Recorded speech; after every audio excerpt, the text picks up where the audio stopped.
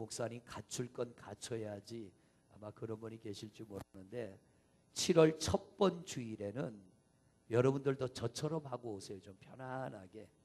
그리고 가족들이 같이 예배하는 분은 가족 티셔츠도 좀 입고 오셔도 좋겠고, 신혼부부가 계신다면 커플티도 입고 오셔도 좋겠고, 그래서 멋진 옷을 입고 오신 분들은 좀 드레스상도 좀 한번 드리든가.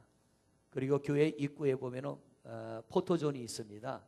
여러분들이 가족 사진을 찍을 수 있는 그런 것을 마련했는데, 거기서 예쁘게 온 가족이 좀 기념 촬영도 좀 하나 하시고, 어떻게 하면 우리 가정들이, 부모와 자녀들이 좀 소통하고 화목한 가정을 이룰 수 있을까. 예전에는 교회가 이런 일을 앞장섰거든요.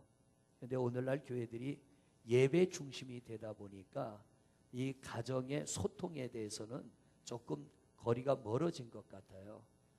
요즘에 보면 이 가정들이, 부모와 자녀 사이가 원만치 못하고 형제 간에도 원만치 못해서 그저 명절날 얼굴 한 번 보는 것 정도로 그렇게 지나며, 가끔, 그것도 아주 가끔 전화나 한 통씩 하면서 지나는 가정들이 많은데, 그런 것보다는 가족이라고 하는 건 이 땅에서만 가족이 있습니다.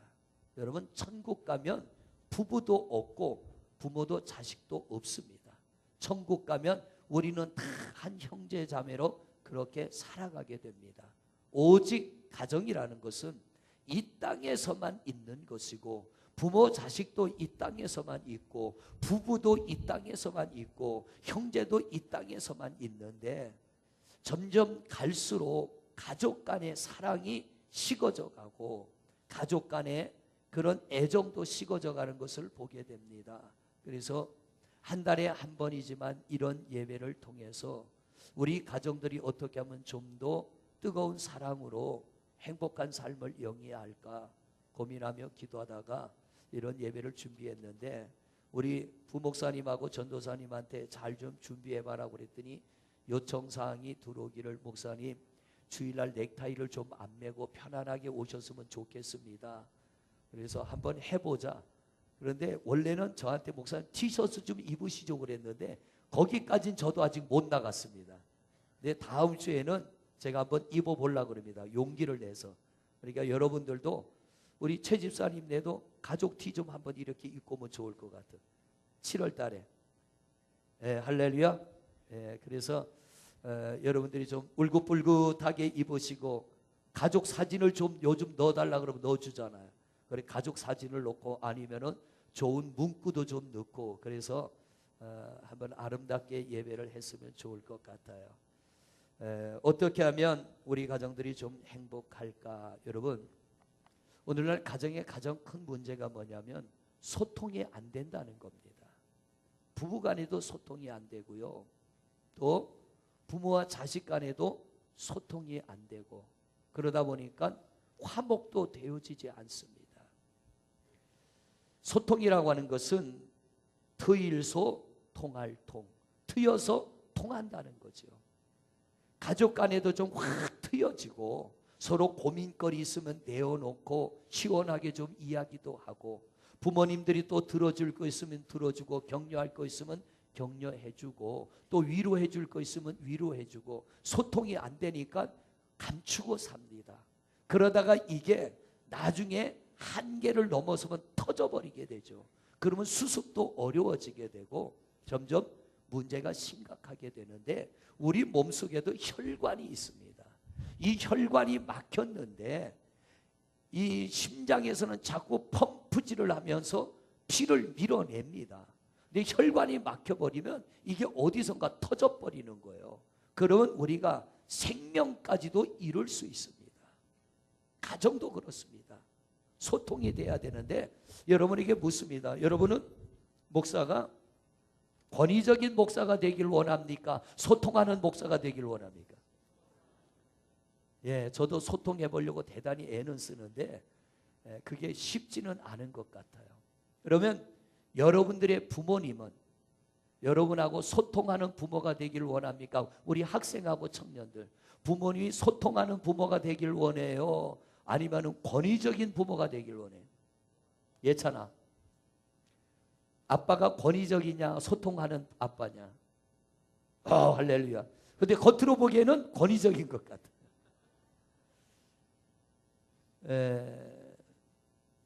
소통에 필요한 게 뭐냐면 권위를 내려놓으면 됩니다. 권위를 내려놓으면 소통이 되는데 우리가 권위를 가지려고 하다 보면 소통이 되질 않습니다. 문재인 대통령이 대통령에 당선됐다는 소식을 듣고 제가 좋아했을까요? 좀 걱정했을까요? 저는 사실 문재인 대통령 안 되길 바란 사람 중에 한 사람입니다.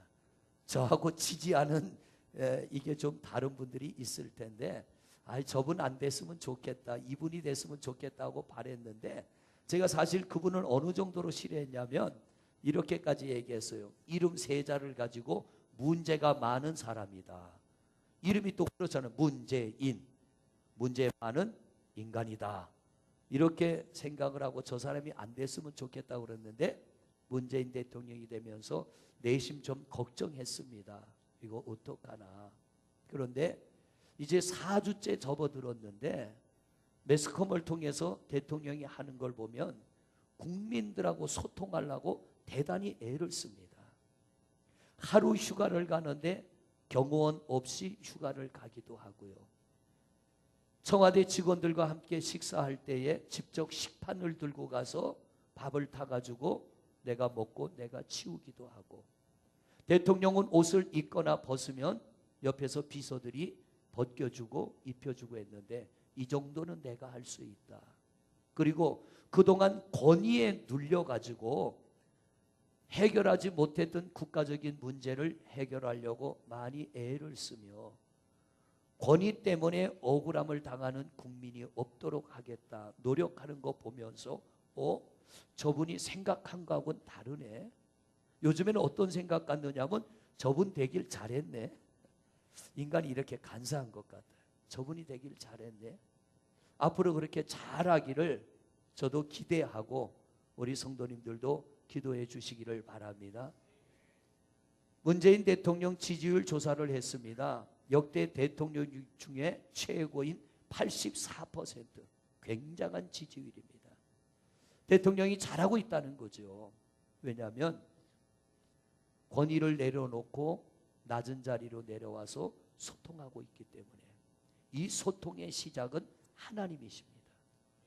죄로 인하여 하나님과 관계가 끊어진 우리와 소통하기 위해서 귀한 아들 독생자 예수 그리스도 하늘 보좌 버리고 하늘의 권위를 다 버리고 그 아들에게 인간의 몸을 입히고 가장 낮고 천한 자리 마구간에서 마리아의 몸을 빌어 탄생하게 하시고 이 땅에서 사는 동안 그 엄청난 이적과 기적을 나타내면서도 권위적인 대접을 받기보다는 나는 섬기러 왔노라 그러면서 창녀들과 함께 먹고 세리들과 함께 먹고 죄인들과 함께 먹고 마시며 그들과 이웃이 되어지고 친구가 되어주시고 마지막에는 우리의 모든 죄악을 위하여 모든 권위를 벗어버리고 스스로 자기 몸을 십자가에 못 박아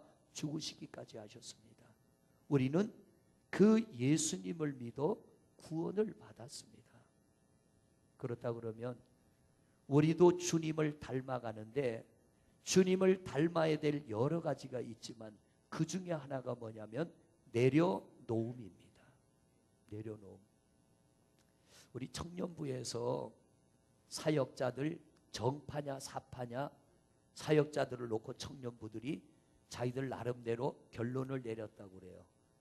근데 부목사님은 오리지널 정파, 저는 정파 같은 사파. 이게 어떤 의미인지 우리 남조도사님이 설명하면 잘 될 거예요. 와서 한번 설명해요. 정파가 뭐고 사파가 뭔지 설명해. 괜찮아요. 설명해. 모두가 참여하는 예배니까. 예, 남자분들께서 좋아하시는 무협 영화나 무협 소설을 보게 되면 무술을 하는 사람들이 두 파로 나뉘게 됩니다. 하나는 정파고 사파인데요.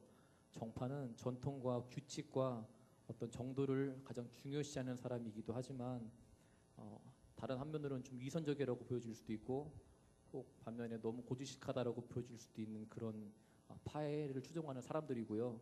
사파는 이제 정파에 반대되는 세력으로 규칙이나 틀에 얽매이지 않고 자유분방한 사람들을 말합니다. 그래서 정파의 사람들이 사파의 사람들을 보고 패도의 무리다 이렇게 얘기할 때도 있고요. 너희들은 너무 왜 이렇게 막 사냐 이렇게 얘기하는 경우도 있어서 그런 얘기를 목사님께 제가 드렸습니다. 근데 나는 왜 사파야? 그것도 설명해봐.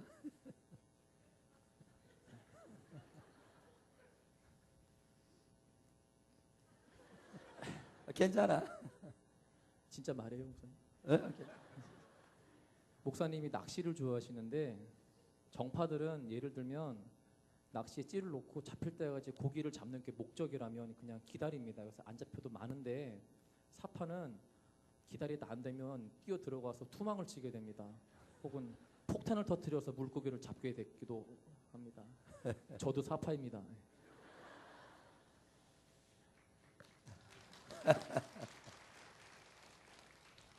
제가 왜 손을 자꾸 앞에다 놓고 이러고 있는 줄 아세요? 눈치 빠른 분은 아셔. 지금 김인자 권사님 배가 나와서 그러는데 오늘 와이셔츠 이 재킷을 벗어놓고 거울을 보니까 어느새 배가 이렇게 나와 있는 거예요. 그래서 지금 자꾸 제가 배를 가리고 예배하는데 7월 달에는 아마 좀 다이어트하고 준비해서 나오겠습니다. 티셔츠도 좀 입고. 여러분, 여기서 부산을 간다 그러면 운전을 해서 가기를 고집하는 사람도 있고, 나는 무슨 일이 있어도 내가 운전해 간다. 그런데 도로가 막히거나 또 시간 내에 도착할 수 없다면 비행기를 탈 수도 있고 버스를 탈 수도 있잖아요. 근데 우리 부목사님은 죽고 나서 하나 운전하고 갈 뿐이요. 또 부목사님은 저는 가다가 길이 막히면 옆길로 빠져가지고 돌아서라도 갑니다. 근데 부목사님은 2시간도 앉아서 기다릴 사람.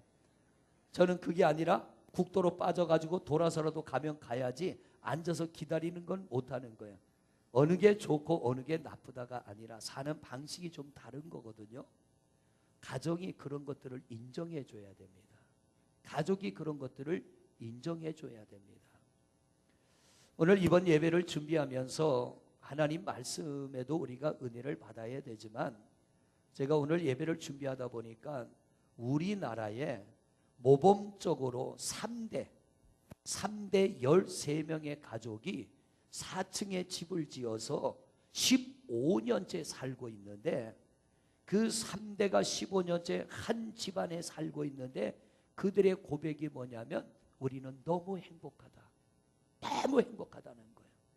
요즘에 웬만하면 따로 떨어져 살잖아요. 저희 집에도 지금 막내 하나 남았거든요. 막내 하나 남았는데 이놈도 이제 결혼하면 나가겠죠. 나가겠는데 이 교수님의 가정이 지금 85세입니다.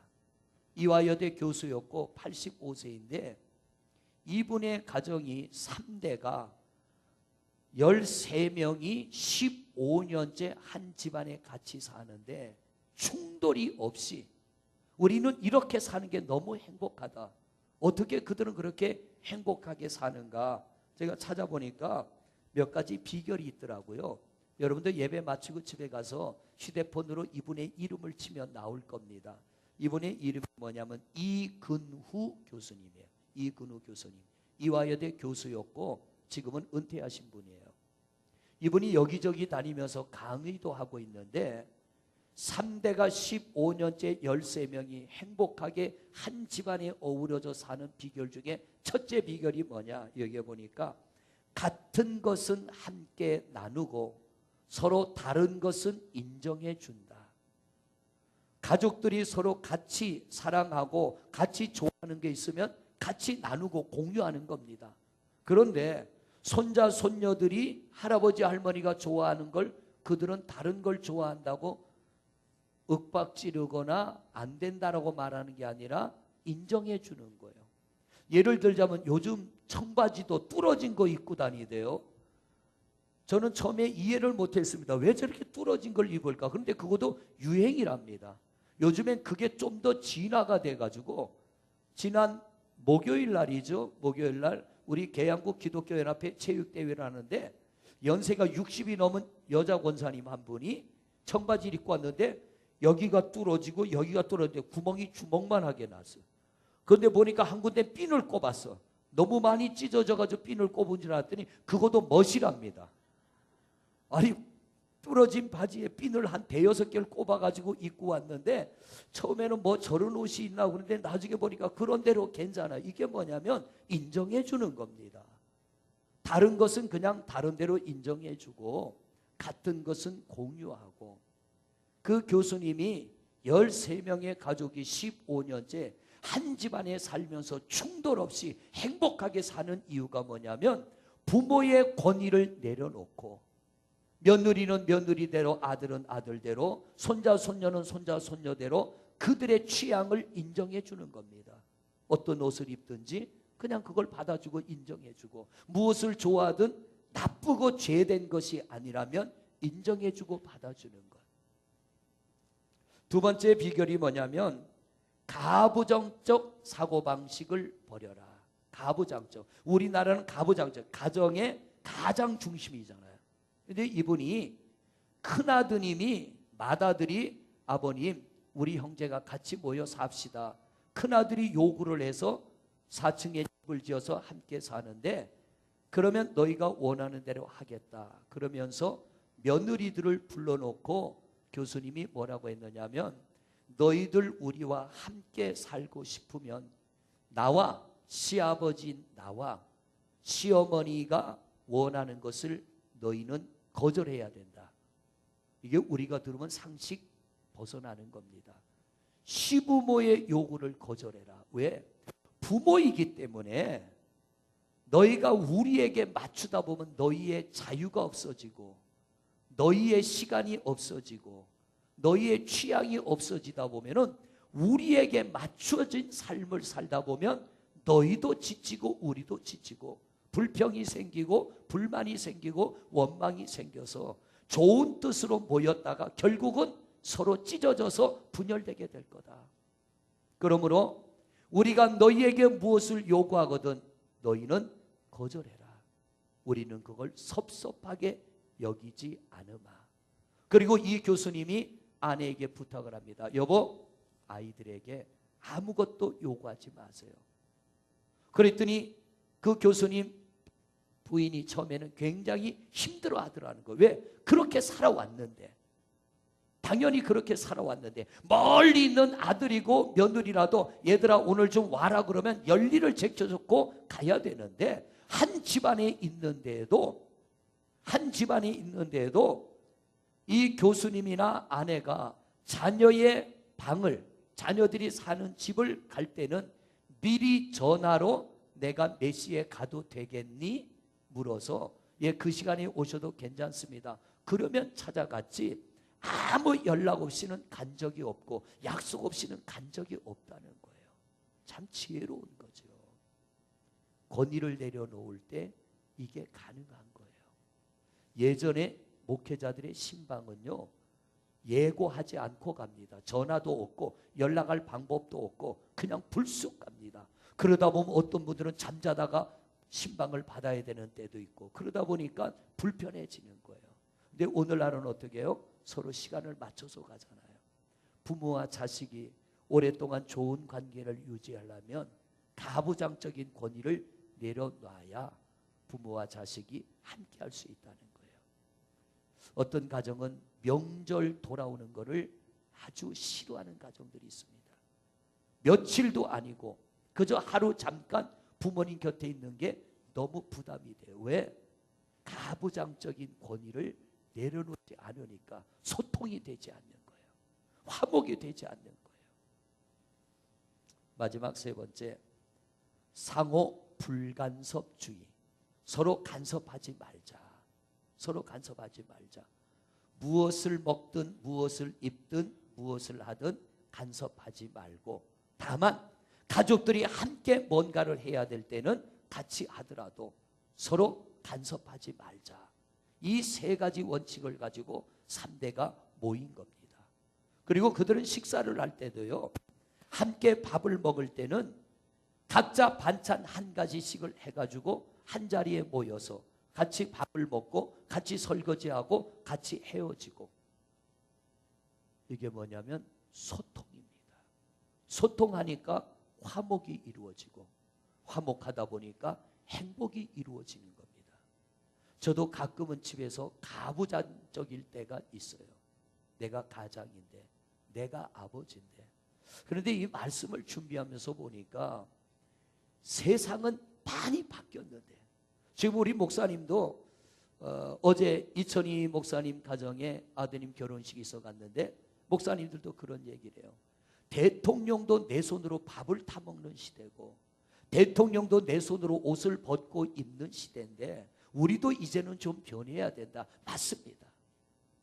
세상은 굉장히 빠르게 변해져 가야 되는데, 가고 있는데, 우리 생각은 수십 년 전에 그냥 머물러 있습니다. 세월을 거꾸로 살아가고 있다는 거죠. 이 시대를 제대로 돌려서 우리는 세대에 맞게 살아가야 됩니다. 이 시대에 맞게 살아가야 됩니다. 옛날에 나이 어린 신부가 시집을 갔어요. 시집을 갔는데 시어머니가 가마솥에다가 쌀을 씻어서 앉혀놓고 며느리에게, 얘야 불 좀 떼라, 내가 옆집에 좀 잠깐 갔다 올게. 그러니까 이 나이 어린 철부지 며느리가 불을 떼서 밥을 해봤어야지. 그러니까 나무를 있는 대로 집어넣어놓고 불을 떼면서 부지깽이를 두드려가면서 신나게 불장난을 합니다. 좀 있다 보니까 뭐가 타는 냄새가 나서 열어보니까 밥이 새까맣게 타버렸어. 겁이 덜컥 나니까 부엌 바닥에 주저앉아서 엉엉 울고 있습니다. 시어머니가 와보니까 며느리가 부엌 바닥에 주저앉아 울고 있는데 솥을 보니까 밥이 다 탔어. 그러니까 이 시어머니가 뭐라 그러냐면, 얘야 울지 말아라. 이 밥이 탄 거는 내가 밥물을 너무 조금 부어놔서 밥이 탄 거야. 네가 잘못한 게 아니라 내가 잘못한 거야. 웬만한 시어머니 같으면 뭐라 그럴까요? 너는 친정에서 이런 것도 하나 안 배고 시집 왔냐? 그리고 막 야단을 칠 텐데, 이 시어머니는 며느리 입장에 대해서 그 잘못을 내가 끌어안는 겁니다. 그랬더니 일 나갔던 아들이 와서 보니까 어머니하고 자기 아내하고 서로 내가 잘못했다 그러고 있거든요. 이야기를 가만 들어보니까 어머니가 내가 밥솥에 물을 적게 부어서 밥이 탔다고 하는데, 이 아들은 뭐라 그러냐면, 어머님, 어머니 잘못도 아니고 아내 잘못도 아니고 제 잘못입니다. 제가 일하러 나갈 때 물을 많이 길러놓고 가야 되는데 바빠가지고 물을 조금만 길러놔서 밥솥에 물을 조금 부어서 그런 거니까 이건 제가 잘못한 겁니다. 좀 있다가 시아버지가 오셨어요. 보니까 식구들이 전부 부엌에 모여 앉아가지고 며느리는 내가 잘못했다고 울고 있고, 시어머니는 내가 물을 조금 붓다고 그러고, 아들은 내가 물을 조금 길러놨다고 그러는데, 시아버지는 와서 뭐라 그러냐? 아니다 얘들아, 이건 내가 잘못했다. 왜냐하면 내가 근력이 딸려서 장작을 조그맣게 쪼개야 되는데 너무 크게 쪼개놔가지고 그게 타가지고 막 불을 너무 많이 타가지고 솥이 탄 거고 밥이 탄 거지, 이거는 내 잘못이다. 이게 뭐냐면 권위를 내려놓는 집안이에요. 보통 집안 같으면 야단칠 거 아니에요. 이것도 못 배우고 왔느냐. 시어머니가 며느리를 야단치고 남편도 오면은 아내 야단칠 거 아닙니까? 저녁에 밥 어떻게 먹으라고 다 데웠냐 그럴 거고, 시아버지는 어이구 내 팔자야 그리고 또 며느리 야단칠 거고. 그런데 서로 소통이 되니까 화목한 가정이 되고, 권위를 내려놓으니까 문제가 덮여지게 되고, 오히려 문제 때문에 행복을 깨닫게 되는 겁니다. 여러분, 오늘 본문의 말씀을 보세요. 자, 21절부터 말씀을 한번 띄워보세요. 같이 읽습니다. 시작. 옛사람에게 말한 바 살인하지 말라. 누구든지 살인하면 심판을 받게 되리라 하였다는 것을 너희가, 이건 모세율법 10계명에 살인하지 말라는 말씀입니다. 옛사람에게라고 하는 건 바로 모세에게 준 10계명, 살인하지 말라고 그랬잖아요. 그런데 예수님은 뭐라고 합니까? 22절을 보세요. 시작.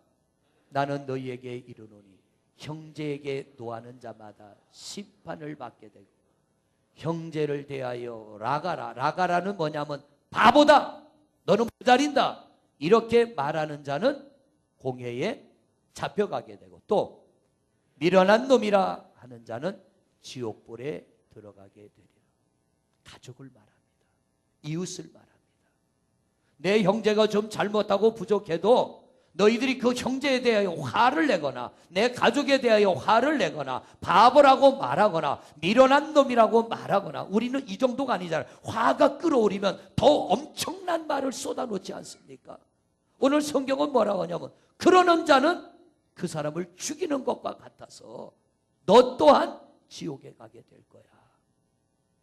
말을 조심하라는 거예요. 가족에 대하여, 형제에 대하여, 이웃에 대하여 말을 조심하라는 거예요. 23절을 보세요. 시작. 그러므로 예물을 제단에 드리려다가 거기서 내 형제에게 원망 들을 만한 일이 있는 것이 생각나거든. 그 다음에 예물을 제단 앞에 두고 먼저 가서 형제와 화목하고 그 후에 와서 예물을, 우선순위가 있다는 거예요. 예배는 하나님과 화목이 목적입니다. 그런데 하나님과 화목하기를 원한다면 가족과 화목하라는 거예요. 이웃과 화목하라는 거예요. 형제와 화목하라는 거예요. 하나님 앞에 예물을 드리지 말라가 아닙니다. 하나님 앞에 예배하지 말라가 아닙니다. 너희가 드리는 예배를 내가 받고 내가 너희에게 은혜 주고 너희와 내가 화목하기를 원한다면 너는 너희 가족과 화목하고 형제와 화목하고 이웃과 화목하며 내게 와서 예배 드려라. 너희가 예배하려고 하다가 뭔가 형제와 막힘이 있다면 가서 그것 해결하고 내게 와서 예배해라. 우선순위가 있다는 거예요. 하나님이 가장 소중하지만 하나님이 받으시는 예배를 드리기 위해서는 해결할 건 해결해야 된다고 하는 겁니다. 제가 작년 12월 25일 날 성탄절 예배 때 여러분에게 그런 말씀 드렸죠. 너무 행복하다고 하면서 예배 시간에 어느 한 분 얼굴을 봐도 여러분과 저 사이에 허물이 없어서 너무 행복합니다. 저는 목회가 끝나는 날까지 그렇게 되기를 바랍니다. 할렐루야. 그러려면요, 우리가 이렇게 살면 안 되는 거예요. 뭔가 막힘이 있다면 풀어야 됩니다. 좀 더 내려놓으시고, 저도 여러분도 좀 더 내려놓고 내 자녀들과 소통하고 우리 가족들과 화목한 가정을 이루는 길이 뭔가 고민하면서 이화여대 교수님이 그랬던 것처럼 가부장적인 것 권위 다 내려놓으시고, 내가 부모이니까가 아니라 내가 부모이기 때문에 너희들을 복된 길로, 평안의 길로, 행복의 길로 이끌어 주리라. 내려놓고 나가니까 가정이 화목하지 않습니까? 우리 성도님들, 여러분의 모든 가정이 화목한 가정, 행복한 가정이 되기를 원하신다면 오늘 말씀을 잘 기억하고 하나님과 내가 소통하고 화목한 관계가 되어지기를 원한다면 우리 가족 관계, 형제 관계, 이웃 관계를 잘 맺어 나가서 이 땅에서도 천국 같은 삶을 맛보는 성도님들이 되시기를 주의 이름으로 축원을 드립니다. 이 시간 우리 하나님 앞에 기도할 때, 하나님, 내 가정이 소통하고 화목하게 하옵소서. 교회가 그렇게 되게 하여 주옵시고 가족 간에 허물이 없게 하시고 소통하는 그런 가정 되게 하옵소서. 우리 잠시 한 목소리로 기도합니다. 아버지 하나님, 우리의 가정들 회복을 위하여 오늘 한올 예배를 드리게 됩니다. 어떻게 하면 이 땅에 가족이라고 하는 이름으로 만난 우리가 가정이라는 울타리 안에서 서로 소통하며 화목한 삶을 살아갈까? 하나님, 우리가 이런 일을 고민하다가 오늘 처음 한올 예배를 드리게 됩니다. 어린 젖먹이에서부터 작년에 이르기까지 오늘 한자리에 함께 있습니다. 우리 가정들이 이렇게 되기를 원합니다. 한자리에 함께 있을 때 평안이 있게 하시고 우리 가족들이 한자리에 있을 때 소통이 되게 하시고 화목이 이루어지게 하시고 서로 권위를 내려놓고 서로 존중하고 인정하게 하옵시며 같은 것은 나누고 다른 것은 인정해주며 서로 섬기며 서로 귀하게 여기고 서로 아끼며 하나님, 그래서 가족이라는 건 이 땅에서만 있을 수 있는 겁니다. 우리가 가정이라는 울타리 속에서 참된 평안과 행복을 누리며 살아가게 하시고 우리 하나님 앞에 예배를 하되 가족 간에 소통하며 예배하게 하소서. 가족 간에 화목하며 예배하게 하소서. 오늘 우리 가족들 중에 소통하지 않는 가정이 있다면, 화목하지 못한 가정이 있다면 노력하게 하시고 수고하게 하시고 우리가 서로 소통하며 화목한 가정 만들어가기 위하여 애쓰는 성도들 되게 하여 주옵시고, 모든 가정이 가족 간에 소통하고 하나님과 소통하고 가족 간에 화목하고 하나님과도 화목한 그런 가정을 만들어가는 하나님의 은혜와 복이 머무는 아름다운 삶을 영위하게 하옵소서. 이 시간 말씀을 듣고 다짐을 합니다. 주여, 내가 권위를 내려놓겠습니다. 하나님, 가부장적인 가정이 아니고 가족 모두 중심의 가정, 가족 모두가 평안하고 모두가 행복하고 모두가 소통이 되고 모두가 화목한 가정을 이루어가기를 원하오니 주여, 우리의 모든 가정들이 그런 가정 되게 하옵소서. 예수 그리스도 이름으로 기도드립니다. 아멘. 하나님, 부부라고 하는 것도 이 땅에서만 있는 것이고 부모와 자식의 관계도 이 땅에서만 있는 것이고 가정이라는 것도 이 땅에서만 있습니다. 우리가 이 다음에 하나님 나라에 가면 부부도 없고 부모 자식도 없이 우리가 다 한 형제로 지나게 될 것입니다. 이 땅에 있는 동안 가정이라는 울타리 안에서 우리가 서로 만나게 하심을 감사함을 드립니다. 하나님, 어떻게 하면 가정들이 소통하며 어떻게 하면 가정들이 서로 화목함을 이룰 수 있을까 고민하며 기도하며 오늘 한울 예배를 드립니다. 주님, 오늘 말씀을 드리며 우리가 새롭게 깨닫고 다짐을 합니다. 가부정적인 사고방식을 내려놓고 권위를 내려놓고 자녀들과 부부간에 부모와 자식 간에 소통하기를 원합니다. 화목하기를 원합니다. 내가 중심이 되지 말고 가정이 중심이 되고 가족이 중심이 되게 하여 주옵시고 우리 모든 성도들의 가정이 서로 소통하며 화목하며 함께 예수 믿으며 하나님의 은혜와 복을 마음껏 누리는 복된 삶을 영위하게 하옵소서. 예수 그리스도 이름으로 기도드립니다. 아멘.